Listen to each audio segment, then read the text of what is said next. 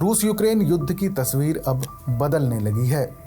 रूसी सेना ने मंगलवार को पूर्वी यूक्रेन के 2 इलाकों पर कब्जे का दावा किया है। ओपन सोर्स डेटा से संकेत मिलता है कि रूसी सेना एक साल में सबसे तेज रफ्तार से आगे बढ़ रही है। माना जा रहा है कि रूसी सेना के अभियान में आई तेजी युद्ध में नॉर्थ कोरिया के सैनिकों के शामिल होने के बाद आई है।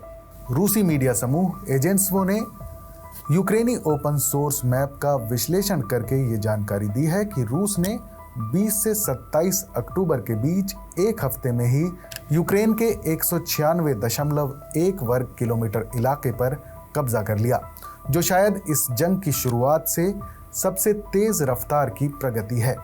रूस के एक्सपर्ट्स का मानना है कि रूस यूक्रेन के बीच 32 महीनों से जारी जंग अब अपने सबसे ज्यादा खतरनाक चरण में पहुंच चुकी है। मॉस्को की सेना तेजी से आगे बढ़ रही है और उनकी मदद के लिए नॉर्थ कोरिया सैनिक भेज रहा है, तो वहीं यूक्रेन के सहयोगी जंग को खत्म करने पर जोर दे रहे हैं।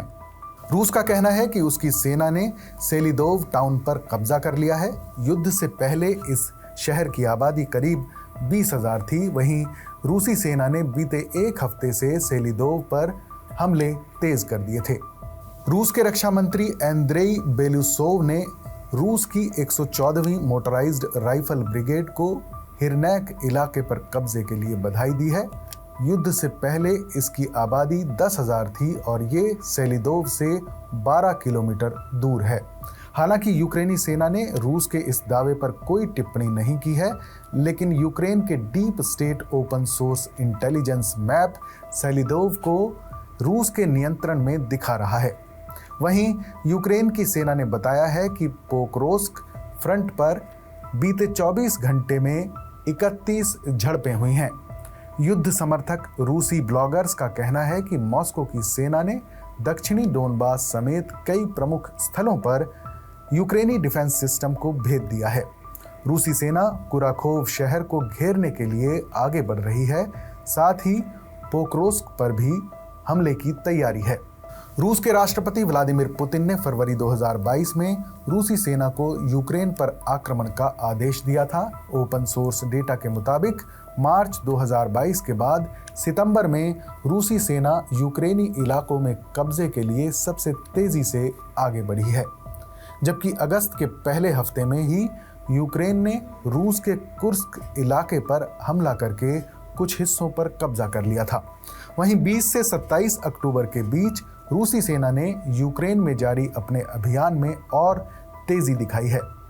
रूसी सेना इस एक हफ्ते में यूक्रेन के 196.1 स्क्वायर किलोमीटर इलाके पर कब्जा करने में कामयाब रही है। रूसी मीडिया समूह एजेंसवो के मुताबिक रूसी सेना ने इस एक हफ्ते में जो तेजी दिखाई है वो इस साल की शुरुआत से सबसे ज्यादा है। एजेंसवो का कहना है कि उसने यूक्रेन के डीप स्टेट डेटा का विश्लेषण करके ये निष्कर्ष निकाला है। साथ ही उसका कहना है कि रूस के कुर्स्क इलाके में सैनिक भेजने के कीव के फैसले से डोनबास में यूक्रेनी डिफेंस कमजोर हुआ है।